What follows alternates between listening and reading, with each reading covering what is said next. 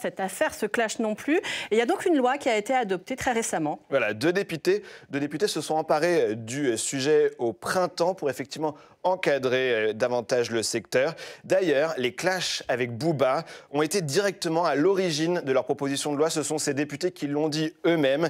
Le texte vise à créer un statut, une définition de ce que c'est qu'un influenceur. Il était temps, on le dit depuis le début de cette émission, mais ils sont quand même 150 000 en France. La loi qui aussi donne des interdits sur certaines publicités. On va voir la liste, c'est très important. La loi interdit les publicités faisant la promotion de la chirurgie, de la médecine esthétique, de certains produits, services financiers, on le disait avec Nabila. Également, la loi interdit l'abstention thérapeutique, c'est très important. Encore la nicotine, ça c'est des ajouts qui ont été faits au Sénat, ou encore des abonnements à des conseils ou à des pronostics sportifs. Enfin, les influenceurs devront indiquer clairement la mention publicité ou collaboration commerciale sur leur contenu promotionnel. C'est l'un des points de la loi qui est le plus compliqué à appliquer à l'heure qu'il est pour ces influenceurs et créateurs de contenu. Et d'ailleurs, ces influenceurs, eh bien, ils ont critiqué dernièrement cette loi, tous les acteurs du secteur qui étaient rassemblés. C'est trop compliqué, ont-ils dit au gouvernement. C'est le message qu'ils ont fait passer il y a quelques jours, en septembre, lors d'une rencontre entre 130 créateurs de contenu et le ministre de l'économie lors d'un événement organisé par la Fédération professionnelle de l'influence. Ça s'appelle l'UMIC. Ils viennent de s'organiser justement, ce syndicat. On a beaucoup de questions auxquelles on n'a pas forcément de réponse, a par exemple insisté Marie Lopez, alias Enjoy Phoenix, qui compte 6,3 millions d'abonnés sur Instagram. Le gouvernement, de son côté, a promis, vous le voyez, de clarifier la loi et même de mettre en place un groupe de travail sur le sujet.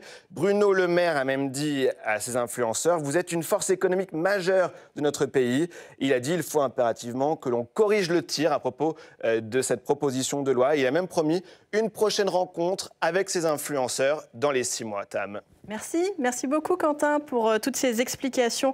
Et nous sommes également en visio avec Amel Gacquer, qui est sénatrice Union centriste du Pas-de-Calais, qui vient d'être réélue, qui est rapporteure de ce texte qui a encadré l'activité des influenceurs. Amel Gacquer, d'abord, votre réaction à ces propos de Bruno Le Maire qui promet donc de clarifier la loi, qui dit que si cette loi est source de complexité, il va falloir la changer et que c'est à ce moment-là une mauvaise loi. Alors, je n'ai pas entendu dire, bonjour à tous, pour commencer. Moi, je n'ai pas entendu dans ces propos que cette loi était mauvaise. Ce que j'ai entendu, c'est qu'elle nécessitait peut-être de la clarification. Ce que je dis surtout, c'est que cette loi, et vous l'avez très bien rappelé, vous avez évoqué assez précisément son contenu donc quand même assez clair. Elle avait une vertu quand même essentielle, qui était vraiment d'encadrer un secteur, le secteur de l'influence commerciale, qui est aujourd'hui en plein développement. D'ailleurs, ce n'est pas nouveau. L'une des personnes présentes sur le plateau l'a dit tout à l'heure. Ça fait maintenant bien plus de 10 ans que le secteur de l'influence commerciale, en tout cas, existe. Mais c'est vrai qu'aujourd'hui, il se développe de façon exponentielle. Donc, le statut ou la définition, en tout cas, de ce secteur-là n'existait pas juridiquement. Donc, nous, avec les députés de La Porte et Vogetta, lorsque nous avons travaillé sur le texte, nous savions qu'il s'agissait d'une première pierre à l'édifice, une première pierre essentielle. Et j'étais heureuse d'entendre également une de vos invitées qui disait qu'on avait déjà aujourd'hui des conséquences assez positives, puisque l'état d'esprit, en tout cas dans lequel moi, en tant que rapporteur, j'ai souhaité travailler avec mes collègues sur ce texte, c'était de clarifier, mais aussi de faire preuve de pédagogie, parce que des règles, il en existait déjà sur des règles en termes de promotion, en termes de publicité des biens et services, sauf que beaucoup aujourd'hui d'influenceurs ne les connaissaient pas, tout simplement. Donc c'est pédagogie et puis transparence, et ça c'est aussi un élément qui nous paraissait essentiel, avec plusieurs éléments, dont la mention publicité ou collaboration commerciale, ce qui était loin d'être existant, acquis. Alors j'entends bien que peut-être dans la mise en pratique, dans la mise en place, cela est compliqué, mais à aujourd'hui, je pense qu'il y a vraiment l'avant et l'après de cette loi, certainement encore des choses à travailler, mais encore une fois, dans le contexte de développement de ce secteur, elle a aujourd'hui vraiment beaucoup d'avantages. Amel Gacquer, restez avec nous. On va aussi faire réagir nos invités sur ce plateau. Myriam Proche, vous dites aussi que la loi, elle est nécessaire, mais vous constatez qu'il y a quand même des flous. Donnez-nous quelques exemples sur lesquels vous estimez que cette loi, pour l'instant, elle n'est pas suffisante. Alors, il y a des flous sur le côté gifting. Quand on est créateur de contenu, on a l'habitude de recevoir des produits gratuitement quand une marque sort un nouveau, je sais pas, un nouveau fond de teint, un nouvel appareil photo, etc. Dans la loi, il est précisé que ce gifting, aujourd'hui, il va falloir le déclarer aux impôts. Le problème, c'est que les créateurs de contenu... Ça paraît normal, hein, comme ça, mais... Ce qui paraît logique, mais les créateurs de contenu ne l'ont jamais fait jusqu'à présent et ont quelques soucis sur comment est-ce qu'on va devoir déclarer ces produits offerts, sachant qu'on n'a pas forcément accès au prix, on ne sait pas combien ça coûte réellement de se les procurer. Et surtout, la question, c'était... ça peut être vérifié, je sais pas, le prix d'un produit. Ça peut être vérifié, mais la problématique, c'est par exemple quand ils sont invités en voyage. Souvent, ils sont invités par des marques à découvrir un produit à l'étranger ou à partir en voyage quelques jours, une semaine, etc. Sur le côté voyage, la marque ne leur précise jamais combien véritablement ce voyage leur coûte, alors qu'aujourd'hui, quand ils acceptent ce type de partenariat, aujourd'hui, il va falloir qu'ils déclarent ce gifting. Donc, il y a ce côté qui était assez flou. Et comme votre collègue l'a dit tout à l'heure, à la réunion de l'UMIC, il y avait aussi des comptables qui étaient présents et qui disaient qu'au niveau comptabilité, il y avait aussi des zones de flou, savoir comment faire véritablement. Haïm, comment vous réagissez à cette loi? Est-ce que c'était une bonne chose? Elle était nécessaire? Est-ce que vous avez l'impression qu'elle a un peu stigmatisé aussi peut-être votre activité? Qu'est-ce que vous en avez pensé? Je pense que l'idée est très bonne en soi. Enfin, je pense que c'est même important de le faire. Après, c'est pas étonnant que ce soit compliqué de réformer ce genre de choses parce que c'est deux mondes qui communiquent absolument pas entre eux.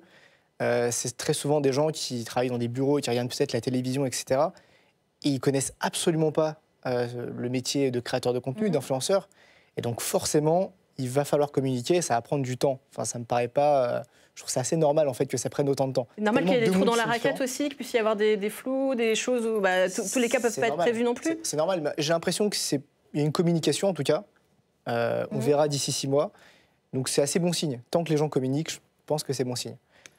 Amel Gacquer, hein, je reviens à vous. Est-ce que c'est particulièrement compliqué, pour un parlementaire de légiférer sur un secteur, vous l'avez dit, il y a quand même une dizaine d'années, mais qui reste quand même récent, et puis qui est très mouvant aussi dans ses pratiques?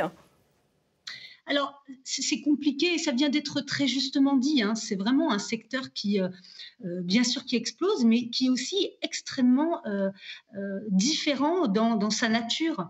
Aujourd'hui, lorsqu'on parle d'influenceurs, vous avez parlé de 150 000 influenceurs, on a seulement 15% d'influenceurs qui le font à temps plein.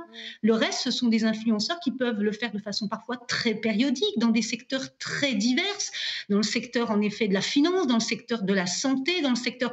Donc oui, c'est un secteur extrêmement large, en pleine mutation véritablement.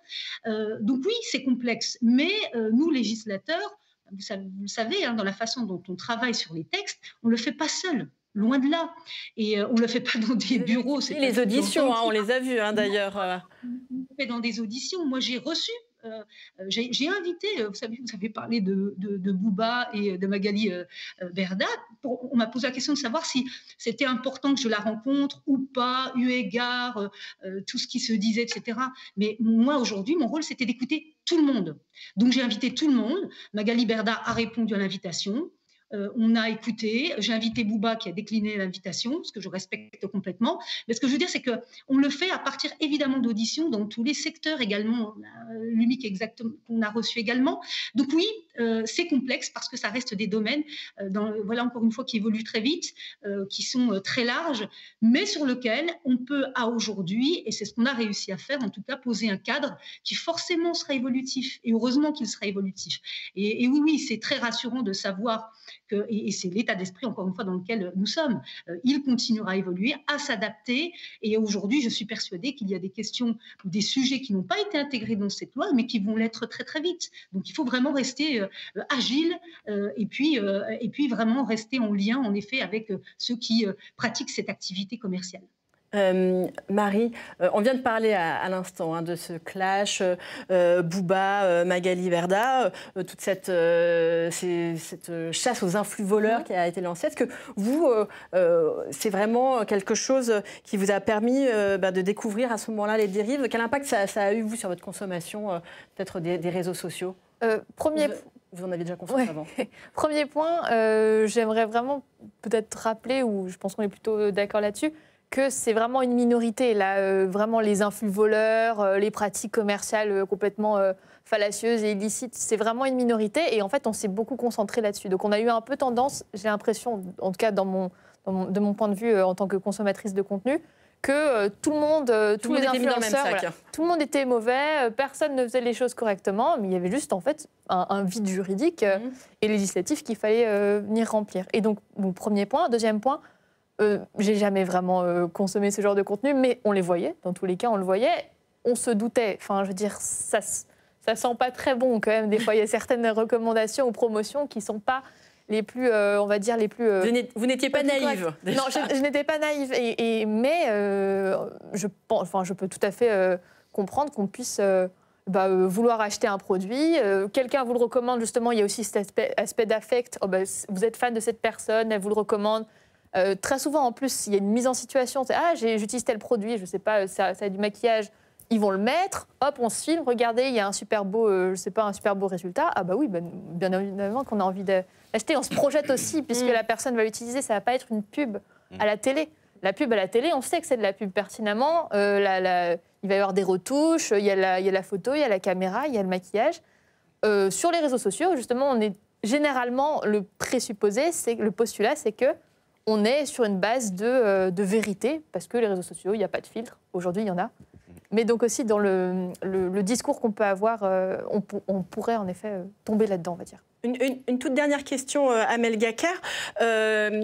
Est-ce que ce qui manque aussi dans le contexte de cette loi, ce sont les gendarmes pour pourchasser les voleurs, les effectifs pour pouvoir effectivement chasser les personnes qui font des infractions à la loi ? Alors, ça a été relevé dans le texte. Ça a vraiment fait partie des débats au Sénat et également d'ailleurs à l'Assemblée nationale. C'était d'évoquer la notion de moyens. Il y a deux choses. La première, et je rejoins Madame qui vient de s'exprimer là-dessus, c'est de surtout pas mettre tout le monde dans le même panier. Et cette loi a comme vertu de protéger autant les influenceurs commerciaux que les consommateurs. Ça, je le rappelle parce que c'est vraiment dans cet état d'esprit-là qu'on l'a engagé. Mais ça veut dire aussi derrière, durcir, entre guillemets, le régime de sanctions pour ceux qui ne respecteraient pas les règles, donc cette petite minorité qui ne respecterait pas les règles. Donc durcir les sanctions, oui, mais avec quels moyens? Donc forcément, c'est un sujet que nous avons mis sur la table, notamment dans le cadre de la DGCCRF, aujourd'hui, qui est compétente en la matière, donc toutes les autorités compétentes en la matière. Donc oui, ça a été évoqué, et l'engagement qui avait été pris d'ailleurs par Madame la ministre, c'était d'évoquer ce sujet-là également dans le projet de loi de finances qui sera présenté en novembre, sur lequel on abordera aussi cette question de moyens, parce que oui, les obligations c'est bien, mais si on n'a pas les moyens pour le contrôler, ce n'est pas possible. Eh bien, merci beaucoup. Merci Amel Gacquer d'avoir participé à cette émission. Michael Stora, il nous reste vraiment quelques minutes. La question, c'est aussi de savoir s'il ne faut pas aller plus loin dans cette loi, quel autre public il faut protéger. Est-ce qu'il faut notamment accorder une attention particulière, je pense aux publics jeunes, aux ados, aux enfants, vous l'avez évoqué tout à l'heure. Non, mais je trouve vraiment, et en effet, ça rejoint cette idée, dès qu'on met des lois sur finalement une illusion d'expression libre, c'est un peu comme ça que reposait Internet, et finalement on se rend compte que finalement la liberté n'existe que parce qu'il y a un cadre. C'est assez banal. Et donc l'idée de créer petit à petit des cadres permet justement de ne pas rentrer dans cette sorte de faux semblant qui en effet à la télé c'est clair, il y a la pub et puis on sait que c'est de la pub, et en même temps il y a des pubs qui sont incroyablement bonnes. Oui. Et donc la question c'est comment est-ce que sur Internet des personnes, les influx voleurs comme vous dites, il y en a peu, mais elles ont souvent énormément d'abonnés. C'est ça la question, et on sait que souvent les abonnés, et souvent leurs abonnés sont très jeunes. Disons jeunes, je ne sais pas jusqu'à quel âge on est jeune, mais néanmoins jeunes, parfois ados ou enfants. Et donc ça, c'est vrai que là, l'idée de mettre une loi permet pour celui qui regarde de se dire tiens, ah oui, ça c'est faux, mais en même temps celle qu'il présente. Donc il y a un rapport symbolique que je trouve très bon, très sain. Et je pense que même pour les influenceurs, c'est intéressant aussi parce que au-delà de leur modèle économique, ça leur permet de dire ok, donc là c'est un rôle que je joue.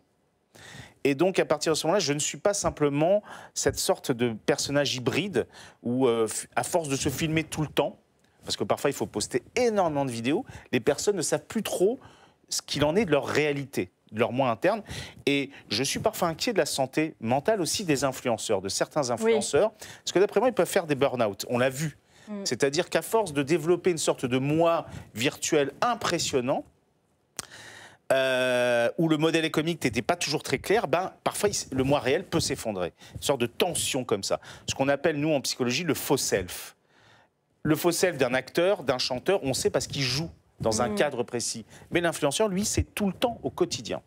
Un mot pour conclure aussi, Myriam, là-dessus, parce que vous aussi, vous dites qu'il faut quand même aussi, notamment, protéger sans doute les plus jeunes et que c'est là-dessus qu'il y a encore un chantier à faire d'un point de vue législatif. Effectivement, je pense qu'il y a aussi un besoin de formation auprès des plus jeunes pour peut-être leur expliquer comment utiliser les réseaux sociaux, ce qu'on peut y trouver, qu'est-ce que ça veut dire, collaboration commerciale sur une story des créateurs de contenu. Parce que nous, avec le recul qu'on a, on peut comprendre, mais quelqu'un qui est peut-être beaucoup plus jeune n'a pas la même logique et la même réflexion que nous. Haïm Lévy, le mot de la fin. Comment vous allez capter notre attention jusqu'à la fin ? Là, j'ai pas d'idée pour la fin. Vous avez vu ? C'est une rupture de pattern. Je vous ai bien appris, du coup. Non, vous avez vu ça ? J'apprends vite. 52 minutes, ça m'a suffi. Merci beaucoup à tous les 4 d'avoir participé à cette émission. On vous retrouve très vite pour un nouveau numéro d'Avoir 20 ans.